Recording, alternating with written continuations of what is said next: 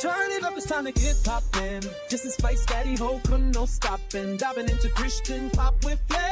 Movies, books, and faith beyond compare. From the big screen to the pages we read, he's got the spice to fill your every need. With a like and grin, he brings the heat. Pepper poppers, yo, it's the ultimate beat.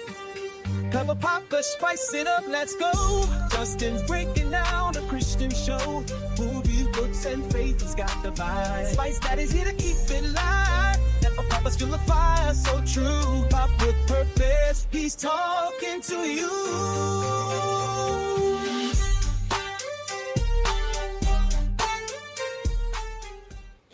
What's up, my little pepper poppers? Let's jump right into it with numbers 4, 3, and 2. Oh man, you missed that right from the beginning. It's because I should have just jumped right into sipping on the hot sauce.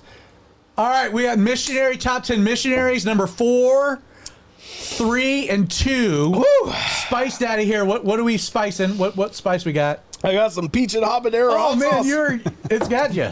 Popping it up with some good stuff this week. Here, Creighton, we can zoom Numbers in. 4, 3, and 2. Dude, you can smell this. Whew. Yeah. Oh man, this is Pepper Palace Fusion. Invigorating. Pepper Palace Fusion, peach and this looks like you got this off of like a discount gas station. No, my parents picked it up at a hot sauce store. Handcrafted. Yep, that's right. The planet's #1 hot shop. Only the best for these next 3. All right. Let's start at number 4. Wait. It's best if refrigerated. Yeah, it was refrigerated. Oh, you okay? Yeah. Just making sure you're okay. It's been in my pocket for the last hour or two, but I mean, it's good enough. It's good enough. Number 4. Number 4. You know them, you love them. Number 4. There's an entire day dedicated to this guy, but you probably don't know a whole lot about him. I'm talking about the Green Man, St. Patrick. You might know him as the patron saint of Ireland. You might know him for a day where you just drink some beer or go see a bunch of rivers being turned green. Or you wear green, or you get green. pinched. Derek, can we get a little Irish accent? Fighting the pot of gold. That's better than I would have done. Yeah, I don't know if that was good or not. Better than I would have done. But I don't know if a lot of my little pepper poppers have ever looked into St. Patrick, but man, he was a great missionary. So he ought to be. He's number 4. He is, yes. And he's above the Snipes. He is, and I'm after doing some 23andMe. I might have had some relatives at some point actually listen to this guy. So that doesn't surprise anyone. It doesn't. No. I'm the whitest guy I know. So is St. Patrick. That's right. So St. Patrick, he was born around 385 AD in Roman Britain, and his birth name was, I can't even pronounce this because I don't speak Old English. Whoa. You can't pronounce something? All right, you try. No, I need to hear you pronounce this. No, you need to work it through. It's hard to do after sipping on hot sauce. No, go for it. You give this to me in my Hebrew pronunciations every Sunday. That's a lot easier than Old English and Welsh. Thanks, and Derek. stuff. It's called Patrick. Mayon Sukkot. Yeah, not even close. Right, probably not. Anyway, at age 16, he was kidnapped by Irish raiders. Oh. Yeah, interesting. He was taken back to Ireland, where he worked as a shepherd for 6 years. During this time, he deepened his Christian faith. He escaped back to Britain, and after a divine vision and later becoming a priest, he took the name Patrick. Around 432 AD, he was inspired. But what year is this? 432 AD. Dang, I didn't realize that's a long time ago. Right. So this guy has had a lot of influence. A couple of years back. Mm-hmm. At least a few. He was inspired by a vision to return to Ireland as a missionary, where he spread the gospel, baptized thousands, and established churches, despite opposition from local pagan leaders. He's credited with blending Christian teachings with Irish culture, using symbols like the shamrock to explain the Trinity, and there's a legend that he got rid of all the snakes in Ireland. Probably didn't happen, but I'm going to say yes. But next time on March 17th, you're sipping on some beer. Think of St. Patrick while you're also eating some corned beef and hash. In order for Kenneth Snipes to move from 5, he was 5, right? The Snipes. Yeah. In order for Kenneth Snipes to move from 5 to switch spots with St. Patty, Right. he's got to get rid of all of the snakes in Honduras. Yes. Challenge accepted. That's right. I have faith in my pepper poppers. Hey, all the snakes got to be gone. If you want to move up the Pepper Poppers list of missionaries, challenge accepted. What's the timeline? Like, how fast did he get rid of them? It doesn't matter. It You can doesn't just matter. in He your got rid- lifetime he got get rid of rid of all them. of So he's them. the And Pied Patrick, not the Pied Piper. to this day, you know what you don't find in Ireland? Snakes. That's right, snakes. Or gold. Gold. Number 3. Number 3, this is a man that if you've... Oh, this is a good one. Wait, hold on. You're supposed to recommend some books or something. Oh, yeah. Okay, yeah. So St. Patrick of Ireland is a book written by Philip Freeman. Probably very academic, weighty, but good place to start. St. Patrick of Ireland by Philip Freeman. If you're looking for like maybe just an introductory read, a more simple read, there's a series of books called the Classic Studies series, The Life of St. Patrick, his place in history. I don't even think there's an author attributed. It's just a series of like introductions to different missionaries and stories. So, yes, I appreciate that. Yep. Number 3, back to 3. Number 3, somebody that has a big influence in places I've been before. He's still talked about and still is buried there to this day. Gainesville, Georgia. No, Hudson Taylor.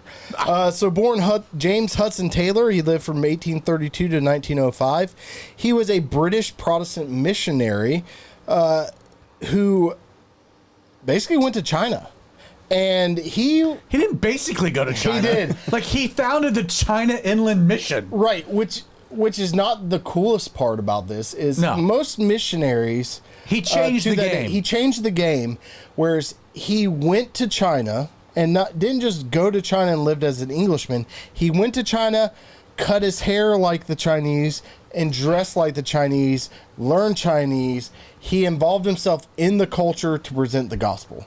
And that says to me, like, man, it's just so awesome to, as an anthropologist and somebody that loves to travel, I don't like just being a tourist, and as like someone who's gone on mission trips and stuff like that, I don't like just being somebody that just goes in there as the white savior, the missionary savior.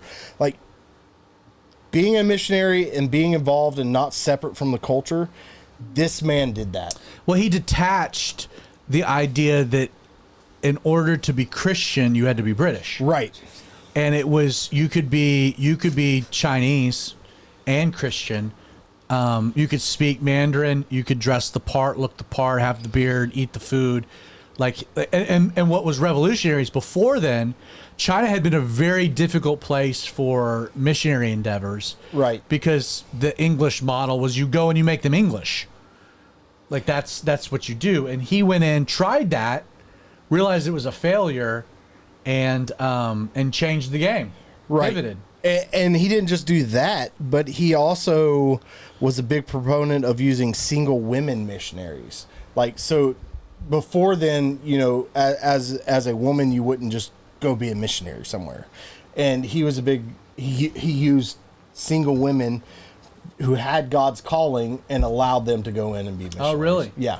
We've tried to employ the single men missionary model in Winder, and it has not worked out very well, Creighton and Justin. Appreciate that. You name me a now. missions pastor. Yeah, I know. I mean, Yeah, we Yeah, it both hadn't went to worked out at all. Honduras. We heard, let's go out into the world, and we thought, I got Creighton back Let's do it. alive. all right. Nice. So That was a big yes, success. recommended reading. If you want to know more about Hudson Taylor, and can I make a confession about Hudson Taylor? Yeah. So he's probably one of my favorite missionaries because I mean he changed the game. He was legendary. So like when I came out to do Calvary 316, and like we were transitioning basically a satellite campus to being its own church, and it was so I was at the time very much stylistically an urbanite. Atlanta, that was my style, my look. That's just where I gravitated towards. That doesn't work in Winder, Georgia. Well, so I came out to wine and was like, all right, the shoes I'm wearing, the pants I'm like, what my look, it's not gonna work here. what's that website that goes around and like looks at the watches Pastors and and shoes. sneakers? Yeah, pastors Preachers and sneakers. Preachers and sneakers. Yeah. Yes. So, but no kidding. Like after Hudson Taylor, I was like, all right. So I'm not like, it was like the second Sunday. I went out, I bought all flannel shirts, Wrangler jeans, and I bought a pair of cowboy boots. I've never seen you wear cowboy boots. Yeah, on because they hurt my feet. They hurt my feet. So now I've leaned into more of like, I don't Kimono. care if my feet hurt. You've more instead of urban, you've moved more suburban. I'm more definitely suburban. I'm wearing a lot of Masters shirts. Yeah, I was gonna say now it's basically just Black T-shirts or Masters church shirts. gear, Braves gear, or Masters gear, Or black T-shirts. or black T-shirts. Because they're slimming. Number 2. Oh, and I didn't do the books. My bad. yeah. Nah, I went. Man, You got distracted by. You got distracted distracted jumped by. the shark. Jumped the shark. Hudson Taylor's Spiritual Secret. That's the recommended reading. Hudson Taylor's Spiritual Secret. Here's why. It's written by Dr. and Mrs. Howard Taylor. It's written in 1932, re-released in 2009. That's Hudson Taylor's son and daughter-in-law. And so it was. So again, recommended reading if you want to know more about Hudson Taylor. And there are tons of books to read about Hudson Taylor. Hudson Taylor's Spiritual Secret. It's a classic.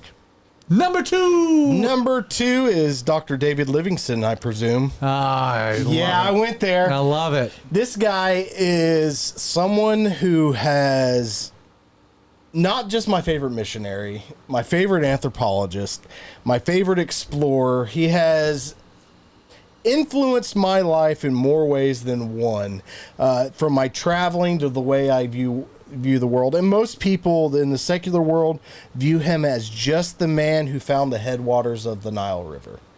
And Or was an abolitionist. or as the abolitionist, He's known as that, too. but most people view him as like that typical British explorer, and he was so much more than that.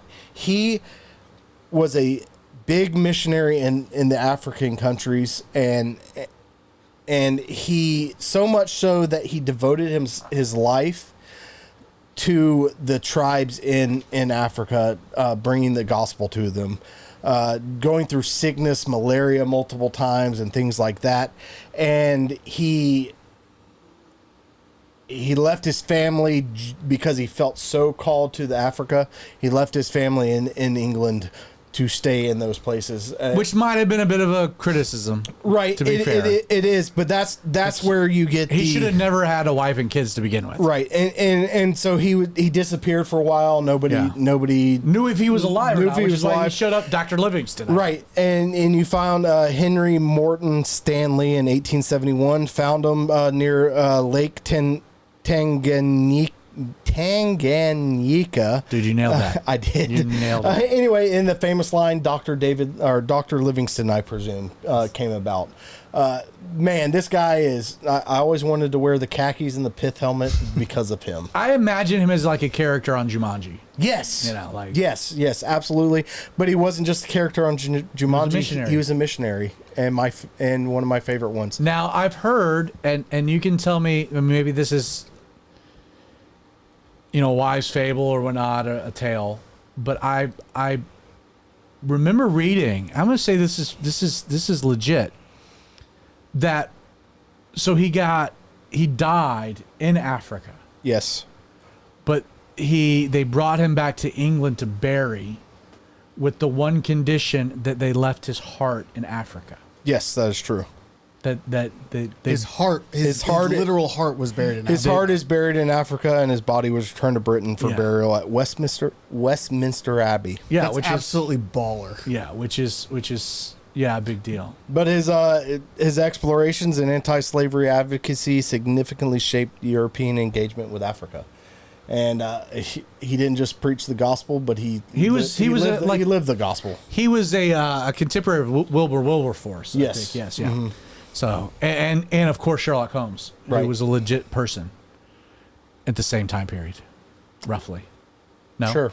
Yeah. No. Nope. Pepper poppers. Until next time, my little pepper poppers. Next week we'll be going on our number 1, and it is my favorite missionary of all time. Come back next week. Interact with us. It's sure to be a spicy one. It's such a big release that the whole episode, dedicated after your to my pepper number one. popper, I'm gonna have to do a whole episode on it. It's that seismic. I'm interested to see what readings you have. Thank you. Dedicated to this one. Oh, thank you. Yes, before we get out. Yes. So again, you can read. I mean, Dr. David Livingstone. He's a Livingstone. You know what I mean? Like there's all kinds of movies and shows and you do a lot of reading. I'm just gonna real simple. 2002, there was the Christian Heroes series, like the then and now kind of a thing. Very elementary, but it's David Livingstone, Africa's trailblazer. Just a simple introduction, and then again, thing about David Livingstone is that like you got to be careful because you will find, like Justin was saying, biographies on his life that angle more like the anthropological exploration, right, as opposed to the missionary ends of it versus those that maybe do more of a balanced, comprehensive. But he didn't stay in Africa for the exploration. Right. No, it was about the gospel. He was about the gospel. And so that's where, when you're looking for additional readings on David Livingstone, that's kind of what you want to look for. You want to look for, like, read the back. What's the angle? Because it's parsed. So, that fair? Yeah. All right. Thank you for Pepper Poppers.